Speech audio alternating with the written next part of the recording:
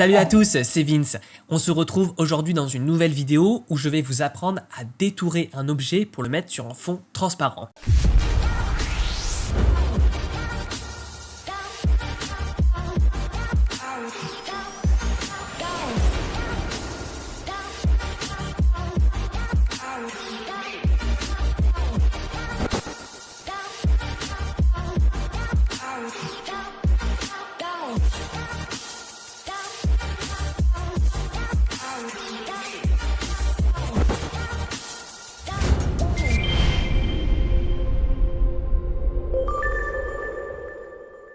Donc là on est dans Photoshop et vous allez venir sélectionner ici l'outil de sélection rapide ou raccourci clavier W.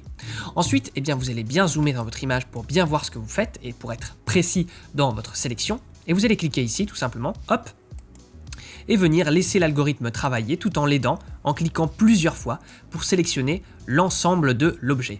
Donc hop, vous allez venir réduire le diamètre ici pour être plus sélectif dans votre sélection et vous allez venir, il y a des endroits où il va avoir plus de mal, c'est normal, il faut bien laisser cocher accentuation automatique.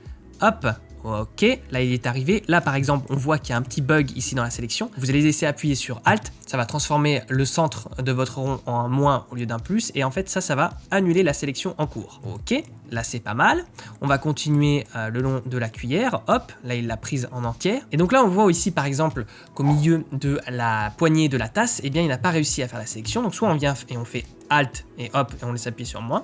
Voilà, ça a marché. Soit en fait, on vient avec l'outil lasso par exemple, ou n'importe quel outil de sélection, et vous allez appuyer sur Alt. Et ça va permettre en fait d'enlever une partie de la sélection à la sélection active. Donc CTRL Z ou commande Z pour annuler. Donc ça c'est bien également pratique s'il y a des petits éléments qui résistent à l'algorithme de sélection rapide. Et ensuite, vous allez venir cliquer ici dans sélectionner et masquer. Donc là, vous allez voir votre objet détouré sur un fond coloré. Et donc là, s'il y a encore des petits bugs, vous allez pouvoir venir ici zoomer et venir ici avec l'outil d'amélioration des contours et bien améliorer la zone qui n'a pas été bien prise. Ça marche notamment quand vous détourez aussi des cheveux. Donc ensuite aussi là nous allons pouvoir ajouter un peu de contour progressif. Pourquoi? Parce qu'on voit ici que c'était pas complètement net. Donc du coup, la transition entre le bord de l'arête de l'objet et le fond n'était pas complètement nette, n'était pas que de quelques pixels. Donc il faut ajouter un peu de contour progressif pour lisser le tout. Vous allez voir ici, si vous cliquez là, que vous allez pouvoir afficher votre objet détouré sur plusieurs surfaces. Donc sur du rouge, moi je trouve que c'est le plus pratique pour bien voir, ou également vous pouvez le faire sur du blanc ou sur du transparent à 100%. Donc ok, là ça semble bien. Après à vous d'affiner votre sélection avec ici les différents curseurs suivant votre image. J'appuie sur ok, donc là ça m'enregistre toujours la même sélection. Et après vous allez faire commande J ou CTRL J pour tout simplement récupérer l'objet sur fond transparent. Donc le voici maintenant et vous pourrez mettre à partir de maintenant n'importe quel fond en dessous. Donc c'est les petits damiers.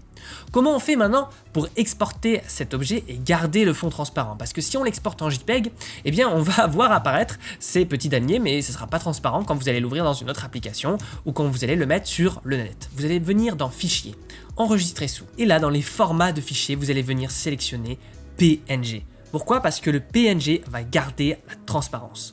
Vous pouvez l'enregistrer, il va vous demander compression plus petit, lent, c'est ce que je vous conseille, et entrelacement non, vous cliquez sur OK, et voilà notre fichier sur fond transparent. Et voilà donc pour ce tuto très rapide, si vous faites du détourage de produits, de l'e-commerce, etc., ça vous sera très certainement fort utile. Aussi, en petit bonus de cette vidéo, vous retrouverez dans la description plus d'1 heure de formation vidéo totalement offerte, où nous verrons ensemble les 10 secrets pour améliorer ces photos. Et vraiment, c'est ce que j'aurais aimé savoir quand je me suis lancé dans la photo, et également les 6 étapes pour devenir photographe professionnel. On verra ensemble comment trouver ses clients, comment trouver son style, comment établir ses tarifs, comment améliorer sa visibilité sur internet, tout ça on le voit dans la description. Et puis nous on se retrouve très vite pour de nouvelles aventures, salut à tous.